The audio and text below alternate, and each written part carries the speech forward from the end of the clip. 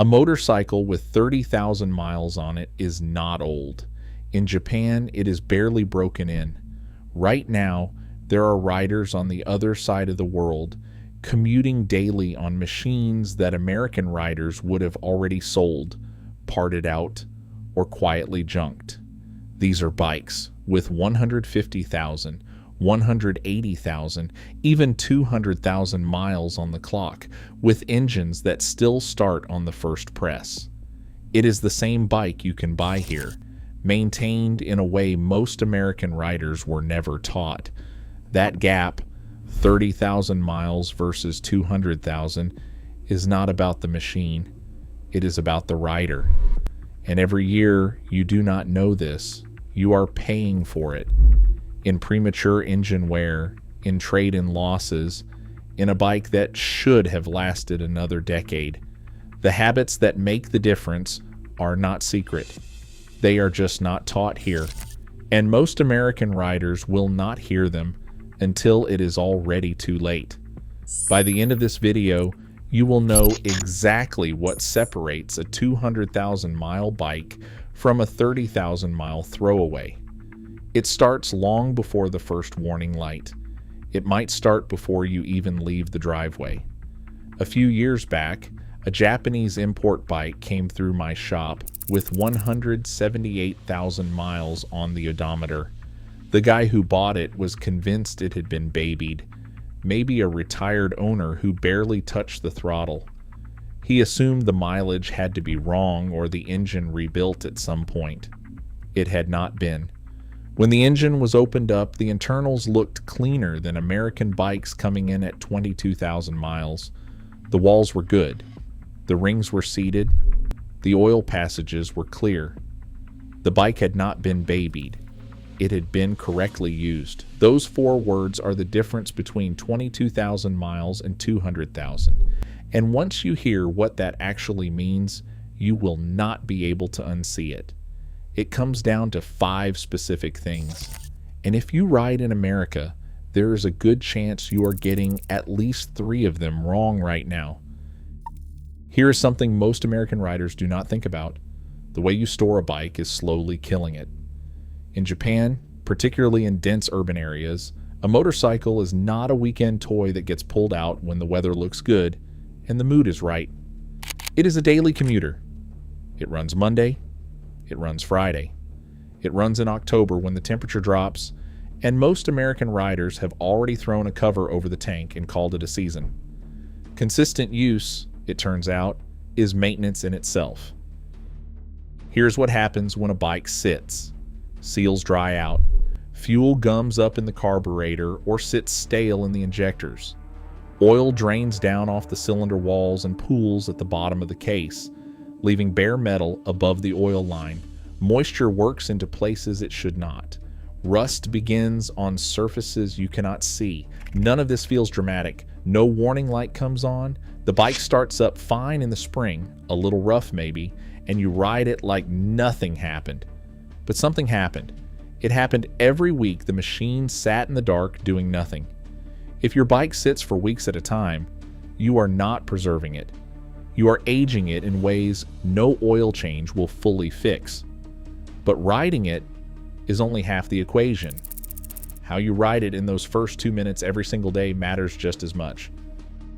This one is fast because it should be obvious, and yet it is one of the most common ways American riders quietly shave years off an engine without ever knowing it. Cold metal is tight metal. The clearances inside your engine, between the piston and the cylinder wall, and between the bearings and the crank, are engineered for a specific operating temperature. When the engine is cold, those tolerances are off. The oil is thick and slow. It has not fully circulated yet. The metal has not expanded into its proper running geometry, and that is exactly when a lot of American riders pin the throttle and pull out of the driveway. Japanese commuter culture does not do this. Not because they read the manual, because it is culturally understood that a machine needs a moment before it is asked to work. 2 minutes at idle, sometimes less on a warm day. It is not a ritual. It is just respect for how the thing functions. The damage from cold starts under load is invisible. until it is not. You will not hear it at 5,000 miles. You might not hear it at 20,000. But the scoring on the cylinder walls is already there, microscopic at first, accumulating with every cold throttle morning, and by the time it becomes a noise or a compression problem, the damage has been building for years. The fix is almost embarrassingly simple. Let it idle, give it 90 seconds, then ride. That is the difference between rings that seat cleanly for 150,000 miles and rings that are already compromised at 40,000. And once the engine is warm, the next habit is what keeps it that way for the full life of the machine. Every American rider knows what an oil change sticker is. The little reminder. Your shop puts somewhere on the bike telling you to come back in 3,000 miles or 3 months, whichever comes first. That sticker is a business model. It is not an engineering specification. Japanese mechanical culture has a fundamentally different relationship with oil. It is not treated as a calendar item. It is treated as diagnostic information. The oil is checked. It is looked at. Its color, its consistency, whether it smells burnt, whether it has the faint shimmer of metal particles in it, those things tell you what is happening inside the engine right now, in a way that no maintenance schedule can. I have seen bikes come in with immaculate oil at 160,000 miles. The owner checked it every few weeks, changed it when it needed changing, and caught a small coolant intrusion early because the oil looked slightly wrong one Tuesday morning before a commute. I have seen American bikes come in with oil the color and consistency of black tar at 18,000 miles. The owner had followed the sticker exactly. The difference is not the interval. The difference is attention. You don't need to be a mechanic to do this. Pull the dipstick, look at it, wipe it on a white rag. If it is black, gritty, or smells sharp, change it, regardless of what the sticker says. If it looks clean and the level is right, you've got more miles in it, subscribe now. That one habit, pulling the dipstick and actually looking at it, is worth more than any premium oil brand or fancy filter upgrade. And if clean oil is only half the story, the other half is what is underneath it. Subscribe if you want the rest of this before it costs you. Because the number 2 reason American bikes die early has nothing to do with oil at all. Chain maintenance is the most skipped service item in motorcycling. In a survey of bikes brought in for first major repairs, neglected chain and sprocket damage was a contributing factor in over 60% of premature drivetrain failures. American riders are worse at it than almost anyone. Here is what a neglected chain actually does to your motorcycle. It doesn't just wear, it drags. A dry, stretched chain doesn't transfer power cleanly. It creates friction at every link, generates heat, and introduces micro-shocks into the drivetrain with every rotation. The rear sprocket wears unevenly. The front sprocket wears faster than it should. The transmission is absorbing stress it was never designed to handle on a consistent basis. None of this is loud. None of this is sudden. It's a slow, invisible degradation that has been running in the background for thousands of miles before anything feels obviously wrong. I have pulled chains off American bikes that looked like they had never seen a drop of lube in 8,000 miles. The front sprocket underneath was already hooked, teeth worn to points. The owner had no idea. Japanese commuter riders check their chain the way they check tire pressure, automatically, regularly, as a normal part of owning the machine. Proper tension, adequate lubrication. When it is worn past spec, it gets replaced before it takes the sprockets with it. In America, the chain gets checked when it starts slapping against the swing arm, or when someone at a gas station points at it. By then, the damage is already done. You are not just buying a chain, you are buying a chain, 2 sprockets, and potentially a conversation about transmission wear you were not expecting to have. The math is straightforward. A chain and sprocket set replaced at the right time costs a fraction of what deferred replacement costs later. Check it. Lube it.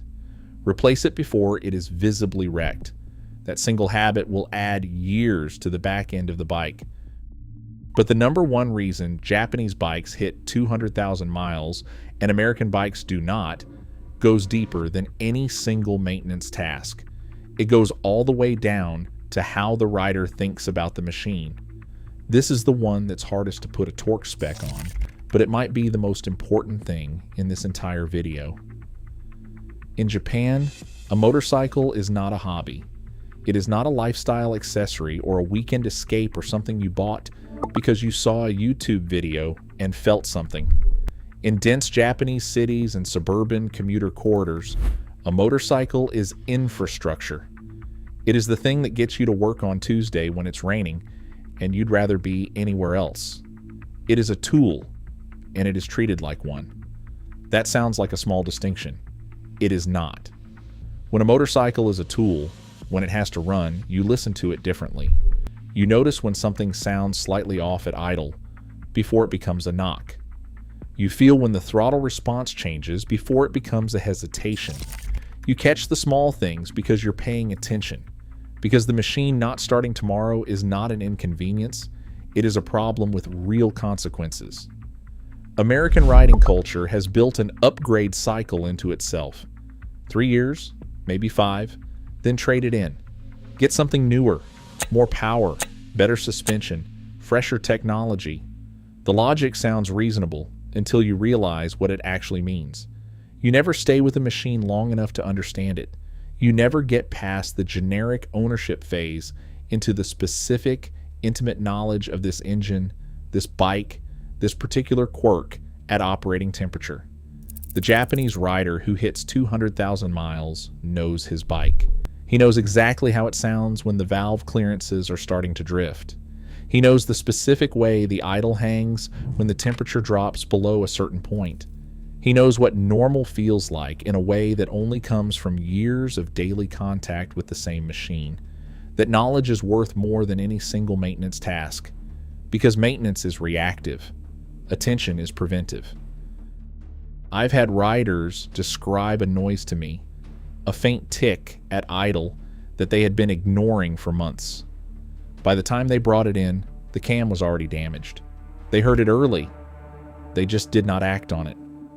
The rider who is paying attention catches the small thing, the slightly elevated oil temperature, the faint vibration at highway speed, the brake feel that has changed 3% from last week before it becomes the big thing. The rider who is waiting for something to go wrong finds out about it the hard way, at the worst possible time, usually far from home. Paying attention means this. Every time you start the bike, give it 10 seconds before you ride. Listen. Is the idle where it normally sits?